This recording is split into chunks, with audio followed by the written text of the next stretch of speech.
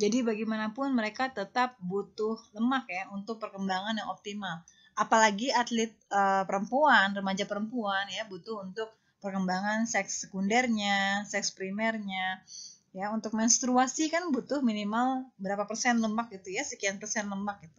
Jangan sampai terjadi restriksi diet atau pembatasan diet yang berlebihan sampai-sampai atlet remaja putri itu mengalami kekurangan lemak ya, sampai skinny sekali, kurus, bahkan sampai tidak terjadinya menstruasi. Itu bahaya sekali. Ini sering terjadi pada atlet senam. Senam itu seringkali membatasi atletnya dengan diet yang berlebihan. Seringkali atletnya mengalami hal seperti itu, tidak menstruasi, belum lagi anemia, kemudian masalah-masalah lain seperti osteopenia yang mengarah pada osteoporosis di usia muda. Ini sangat mengkhawatirkan.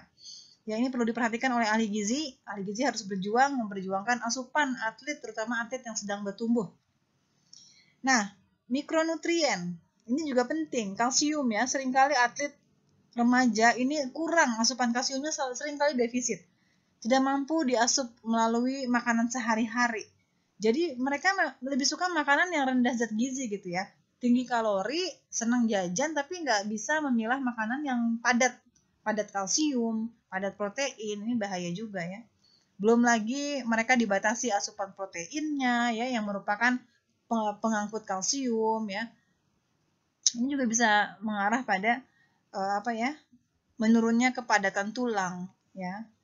Kemudian juga zat besi, vitamin D seringkali kurang. Padahal zat besi mencegah anemia, terutama untuk atlet wanita yang setiap bulannya menstruasi ya. Isu lainnya masih banyak untuk atlet-atlet di usia anak-anak dan remaja ya. Belum lagi masalah sarapan yang malas-malasan, belum lagi masalah eating behavior, ya, masalah yang mereka diet berlebih tanpa adanya petunjuk dari ahli gizi. Snackingnya juga banyak ya, sepertiga dari makanan atlet itu adalah snack gitu, bayangkan saja. Kemudian belum lagi masalah body image ya, mereka pengen kurus ya, pengen ingin menurunkan berat badan gitu ya. Kemudian osteoporosis di usia muda ini juga sudah menghantui mereka. Dan amenorrhea tadi yang saya katakan, amenorrhea tidak mengalami menstruasi saking rendahnya persen lemak tubuh akibat restriksi diet yang terlalu berlebihan. Oleh karena itu, seringkali ini disebut sebagai female athlete triad. Ya, segitiga masalah atlet perempuan tuh seperti lingkaran setan, segitiga setan yang senantiasa mereka derita efek dari tingginya latihan tapi kurangnya asupan gitu ya.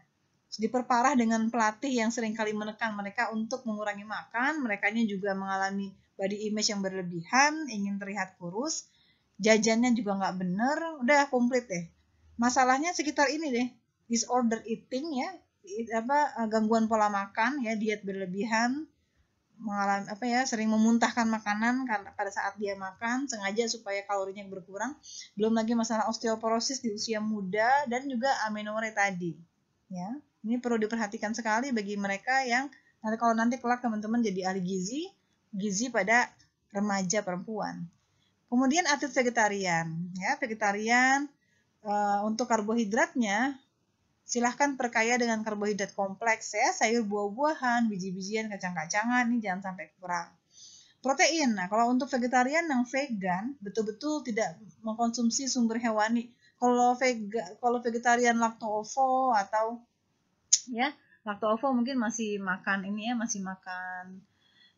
susu dan unggas ya, atau telur ya.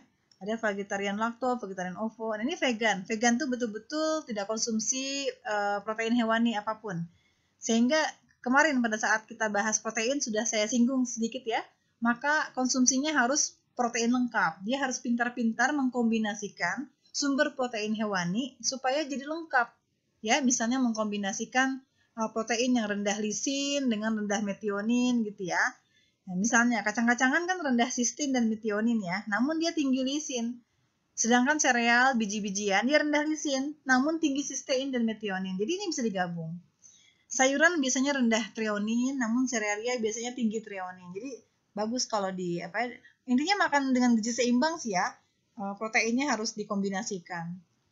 Dan biasanya untuk kebutuhan protein dia 10% lebih tinggi dari yang non vegan. Ya. 1,1 sampai 2,2 gram per kilogram berat badan per hari. Ya, bagaimanapun ini anjuran dari penelitian. Namun hasil konsensus tetap saja membatasi aturan asupan protein tidak boleh lebih dari 2 gram per kilogram berat badan per hari. Lalu dari mana dia dapat protein? Tetap serealia juga ada proteinnya ya, walaupun serealia sumber karbohidrat tapi juga ada menyumbang protein. Belum lagi dari kacang-kacangan, biji-bijian, tofu, soy milk, soy powder, ya. Jadi memang yang kemarin saya katakan, soy yang mereka pakai itu bukan kedelai hanya dalam bentuk kedelai segar ya, tapi sudah dalam bentuk concentrate-nya. Asupan energi harus cukup, ini harus perhatikan sekali karena untuk menghemat proteinnya ya, kritis sekali ini. Kalau untuk atlet vegan dia protein sangat kritis, jadi energi harus cukup, nggak boleh. Seringkali hasil penelitian menunjukkan energi atlet itu seringkali kekurangan, dia butuhnya 5.000 tapi cuma konsumsi 3.000, bayangkan ya, kan kasihan proteinnya jadi diambil untuk sumber energi. Itu harus diperhatikan.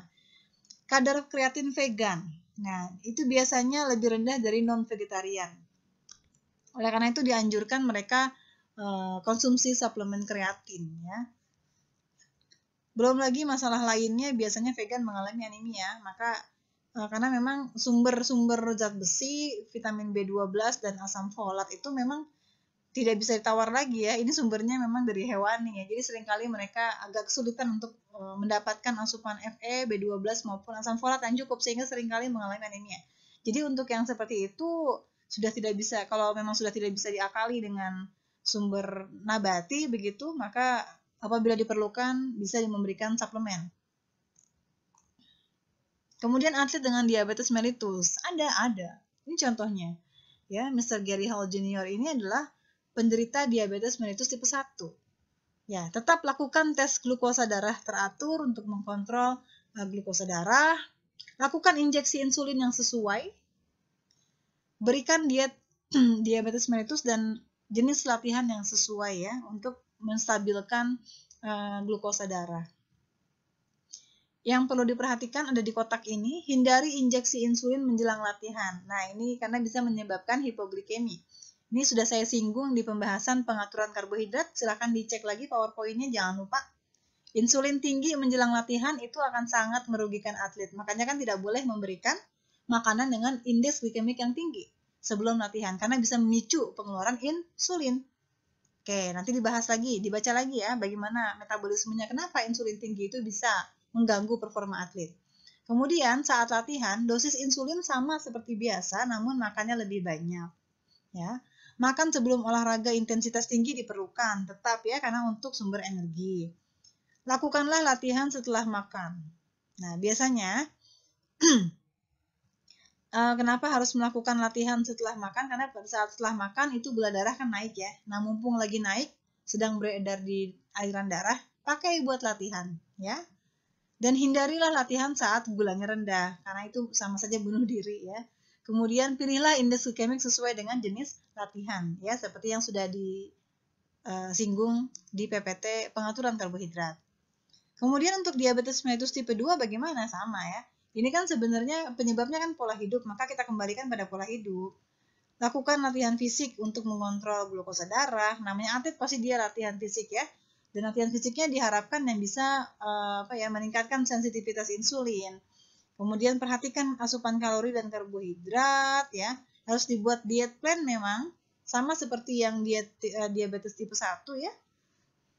Pilihan sumber karbohidratnya yang sederhana, yang IG-nya rendah sebelum latihan namun tinggi setelah latihan.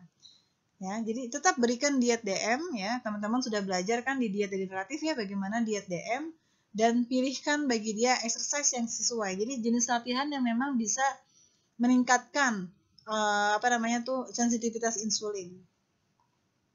Nah, ada lagi masalah lainnya atlet dengan eating disorder. Tadi mungkin pernah dengar ya sebelumnya di slide sebelumnya, eating disorder itu apa sih? Nanti teman-teman bisa searching juga di internet ya, banyak sekali jurnal-jurnal yang membahas eating disorder.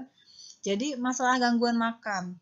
Gangguan makan itu banyak jenisnya, ada anorexia nervosa, ada binge eating disorder, ada yang namanya purging, jadi macam-macam. Jadi mereka intinya membatasi makanan karena takut gemuk